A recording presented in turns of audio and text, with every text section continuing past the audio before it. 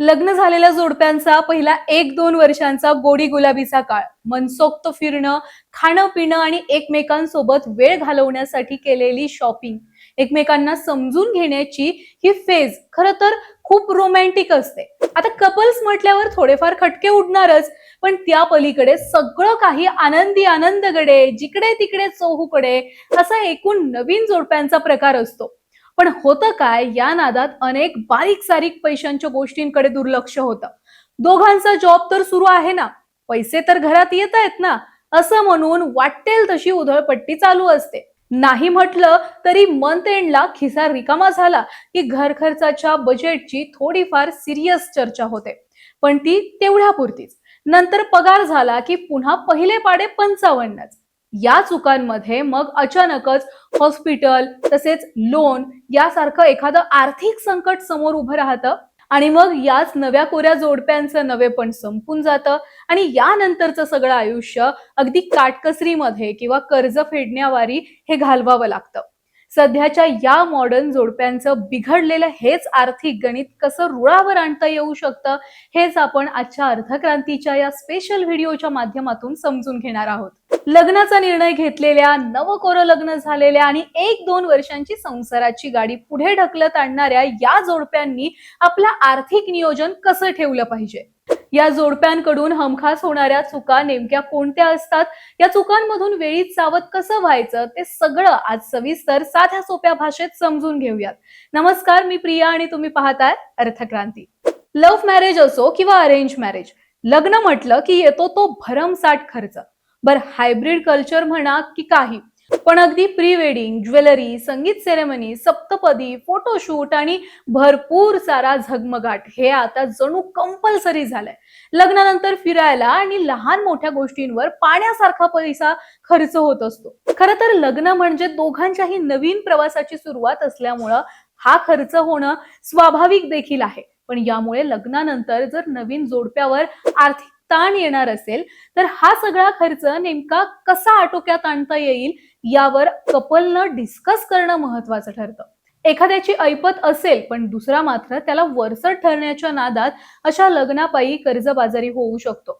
म्हणून नवीन जोडप्यानं अगदी हा खर्च आटोक्यामध्ये आणण्याचा सुरुवातीलाच प्रयत्न करायला हवा. आर्थिक नियोजनाचं हे प्लॅनिंग लग्नाच्या दिवसापासूनच सुरू होतं, हे मात्र आपल्याला विसरून चालणार नाही. लग्नानंतर नवीन जोडपं सगळ्यात मोठी चूक कोणती करतं, तर हेल्थ इन्शुरन्सला हलक्यात घेण्याची. नव्या संसारात रमल्यामुळे म्हणा किंवा मग इतर कोणत्याही कारणांमुळे म्हणा, पण हल्लीचे कपल हेल्थ आणि लाईफ इन्शुरन्सला सुरुवातीच्या काळात फार सिरियस घेत नाहीत. बघू, थोडं एन्जॉय करून झाल्यावर एक एक गोष्टी सेटल करू, असं त्यांचं म्हणणं असतं. पण हेल्थ इमर्जन्सी कधी आणि कोणत्या स्वरूपात येईल ते सांगता येत नाही, आणि जर का ती आली की मग हेच कपल गांगारून जातात. केलेली सेव्हिंग सुद्धा खर्च होऊन जाते. त्यामुळे हेल्थ इमर्जन्सी नंतर मात्र याच जोडप्याला प्रचंड मोठ्या आर्थिक संकटांना तोंड द्यावं लागतं. त्यामुळे लग्न झाल्यावर प्रायोरिटी बेसिसवर कोणतं काम केलं पाहिजे, तर दोघांचाही हेल्थ इन्शुरन्स तातडीनं काढला पाहिजे. याचा आणखी एक फायदा असा आहे की इन्शुरन्स लवकर काढल्यामुळे फॅमिली प्लॅनिंगचं नियोजन देखील अगदी कोणतंही फायनान्शियल बर्डन न येता करता येतं. त्यामुळे लग्नानंतर आर्थिक नियोजनाची सगळ्यात पहिली स्टेप ही हेल्थ इन्शुरन्सची असते. नवीन लग्न झालेलं जोडपं दुसरी मोठी चूक करतं, ते म्हणजे लाईफस्टाईल आणि फिरण्याचा खर्च. लग्नानंतर वीकेंडला फिरायला जाणं, हॉटेलला जाणं हे तर नेहमीच होऊन जातं. सोशल मीडियाच्या व्हर्च्युअल जगामध्ये लग्नानंतर आपण किती आनंदी आहोत हे दाखवायला किंवा आवडतं म्हणून सुद्धा भरपूर जण अनावश्यक शॉपिंग करत असतात.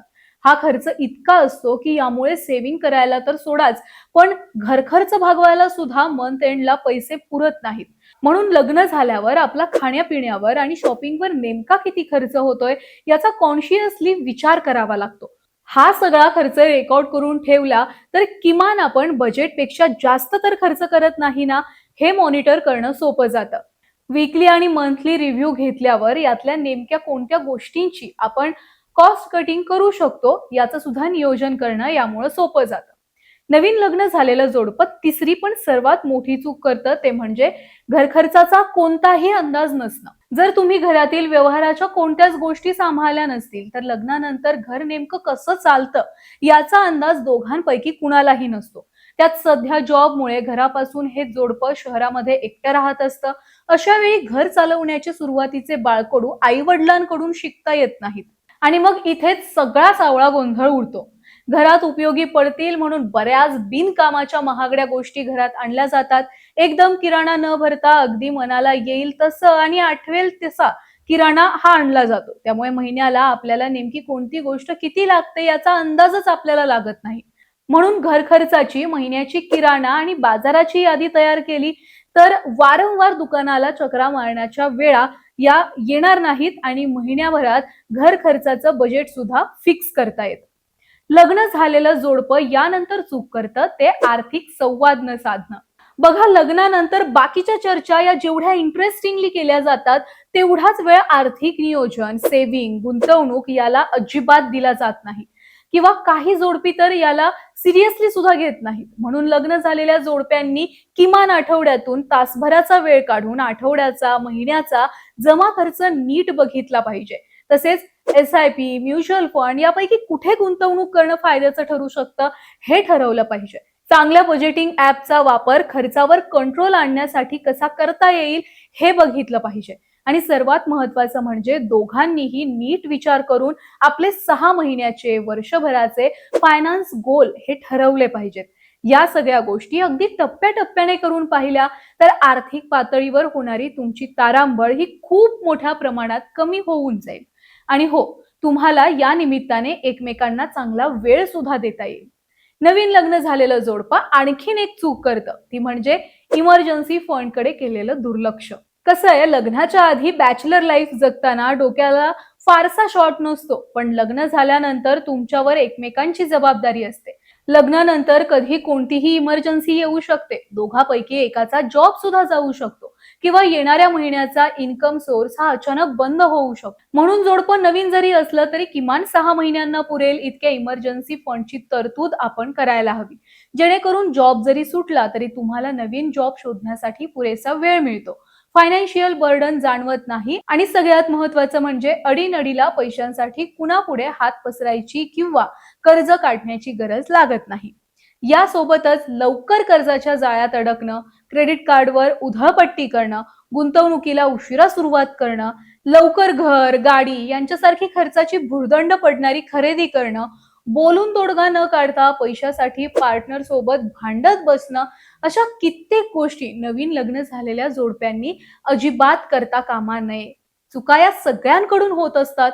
नवीन अनुभव असल्यामुळे या चुकांमधून शिकूनच अगदी आपल्या आई वडिलांसारखीच शहाणी होत असतात. पण कसं आहे, पुढच्याच ठेस मागचा शहाणा या उक्तीप्रमाणे या गोष्टी जितक्या लवकर आपल्याला समजतील तितक्या लवकर आपण यामधून शिकून आर्थिक घडी व्यवस्थित करू शकतो. हेच सगळं सांगण्यामागचा मुख्य उद्देश.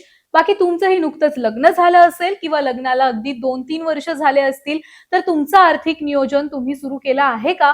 व्हिडिओमध्ये सांगितलेल्या आर्थिक शिस्तीच्या कोणत्या गोष्टी तुम्हाला महत्त्वाच्या वाटल्या त्या आम्हाला कमेंट करून नक्की सांगा. तसेच बँकिंग, सेल्फ फायनान्स संदर्भातील आणखीन कोणती माहिती तुम्हाला पाहायला आवडेल हे सुद्धा आम्हाला कमेंट बॉक्समध्ये नक्की सांगा. आणि अशाच नवनवीन फायनान्स बाबतच्या गोष्टी साध्या सोप्या भाषेत समजून घेण्यासाठी अर्थक्रांती या आमच्या चॅनलला लाईक करा, शेअर करा आणि अर्थात सबस्क्राईब करायला विसरू नका. धन्यवाद.